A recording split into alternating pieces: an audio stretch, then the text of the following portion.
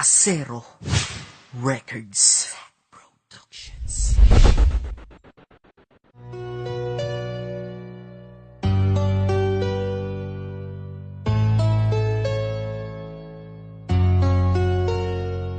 Dear Duterte, ikaw na po aming Pangulo. Ikaw huling pag-asa na limutin ng pagsuko. Pinas ay napasubo, ngunit ikaw ang sugo upang pigilan aming mga luha sa pagtulo. Sino ba naman kasi ang di maiiyak? Ipapakain sa pamilya namin ay hindi tiyak kung meron ba o wala, kulang ba o sapat. Pondo para sa amin napunta kasi sa di tapat. Pinaghirapan ng mahirap napunta sa kanila, pero sa'yo kami tiwala. Di ka ganun, di ba? Ang tiwala at ang puso ng Pinoy na sa'yo po. Kaya nga ikaw ang binoto namin para maupo na kami ay itayo mula sa pagkakadapa. Abot mo sa amin pag-unlad na di pa namin nakapa. Aming pagpili sa iyo, sana kami may mapala sa mga dating umupo kasi kami ay nadala. At alam ko po Pangulo na nakikita mo pamilya nasisira dahil lang sa bawal na bato. Hindi nakakaiba to, mapipigilan mo ba to? Sasaluhin mo ba problema na sa'yo ibabato? Dahil alam mo naman Pinas madaming suliranin. Taghirap na nga kami, lahat pa ay kukunin sa amin. Swerte na kami kapag may isa saing na bigas. Ang mahirap pinahihirapan ganyan sa Pinas. Dahil bawal ang trabaho, tingin ko di ganon. May trabaho ngunit di sapat dahil sa korupsyon. Mga bilihin mamahalin habang maliit ang sahod. Di makatarungan kapalit ng aming mga pagod. Dahil dyan nag-a-abroad ibang Pinoy nagsapilitan. Paghihirap o pangungulila lang pagpipilian. Pagbalik mga anak di nakilala ang magulang. Di sana ito nangyari kung gobyerno di magulang.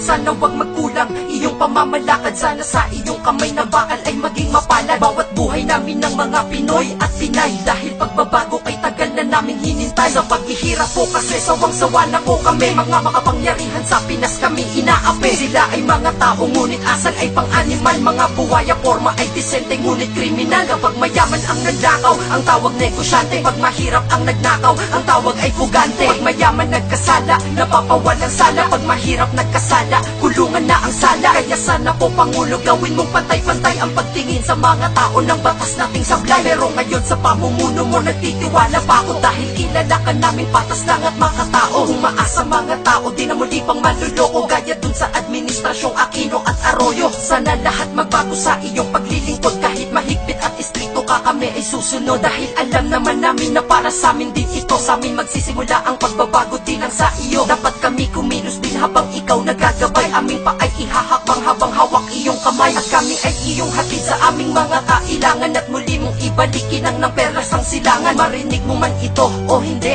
ayos lang. Mahalaga iyong mithiin, iyong matapos ang lahat ng dapat mong tapusin. Sa iyong pamamahala, sa aming bayang di magiliw. Ikaw na po bahala, hanggang dito na lang. Ikaw na po magbago sa Pinas, nagmamahal. Hambog ng SAT Pro.